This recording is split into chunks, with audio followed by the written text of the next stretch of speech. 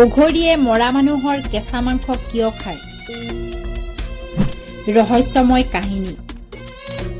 অঘৰীসকলৰ বিশ্বাস জীৱন মৃত্যুৰ একে মুদ্ৰাৰ দুটা পিষ্টা।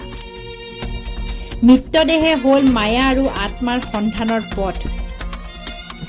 অঘৰীসকলৰ প্ৰতি সাধাৰণ মানুহৰ ভয় আৰু ৰহস্যপূৰ্ণ কৌতূহল।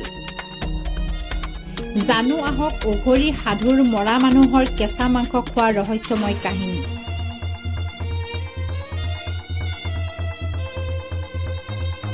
অঘৰী সাধুসকল সাধাৰণ মানুহৰ দৰে নহয়।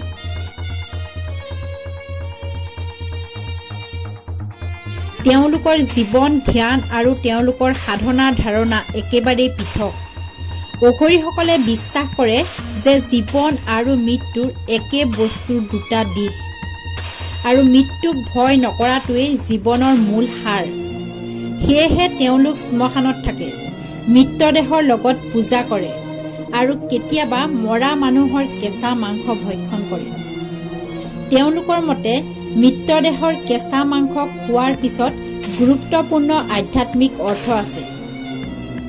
তেওঁলোকৰ মতে মায়াৰ অৱসান। অঘৰীসকলৰ মতে মানুহৰ শৰীৰ মাটিৰে সৃষ্টি। মাংস খোৱা হৈছে মায়াৰ বন্ধন ভাঙি জীৱনৰ মূল সত্য উপলব্ধি কৰাৰ এক উপায়। শূন্যতাৰ সাধনা। মৃতদেহৰ লগত পূজা কৰা বা মাংস খোৱা জীৱন মৃত্যুৰ শূন্যতাৰ সৈতে নিজকে একাত্ম কৰা। সেয়াই তেওঁলোকৰ মুক্তি পথ। ভয়ক জয় কৰা। সাধাৰণ মানুহে মৃত্যুক ভয় কৰে, কিন্তু অঘৰীসকলে মৃত্যুক আদৰি লয়। মাংস খোৱাৰ দ্বাৰা তেওঁলোকে জীৱনৰ সকলো ভয় দূৰ কৰে। তান্ত্ৰিক সাধনা। কিছুমান বিশেষ পূজাৰ সময়ত তেওঁলোকৰ মৃতদেহৰ কেঁচা মাংস যোগে শক্তি আৰু আধ্যাত্মিক শক্তি আহৰণ কৰে বুলি বিশ্বাস কৰে। অঘৰী সাধুসকলৰ এটা প্ৰকৃত কাহিনী শুনক। কাশীৰ শ্মশান ঘাটত এজন অঘৰী সাধু আছিল, যাক লোকসকলে কালু ভৈৰৱ বুলি মাতে।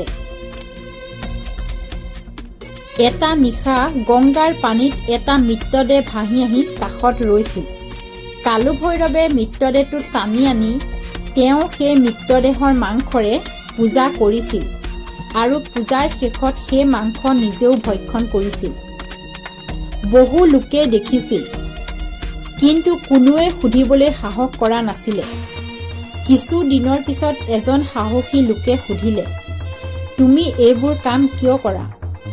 কেঁচা মাংস কিয় ভক্ষণ কৰা?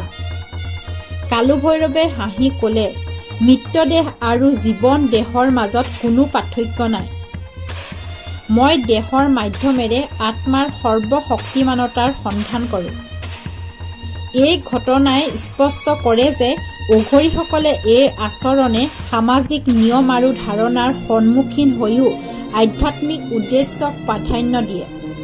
তেওঁলোকৰ দৃষ্টিকোণত জীৱন মৃত্যু একেই, আৰু এই সন্ধানেই তেওঁলোকৰ সাধনা।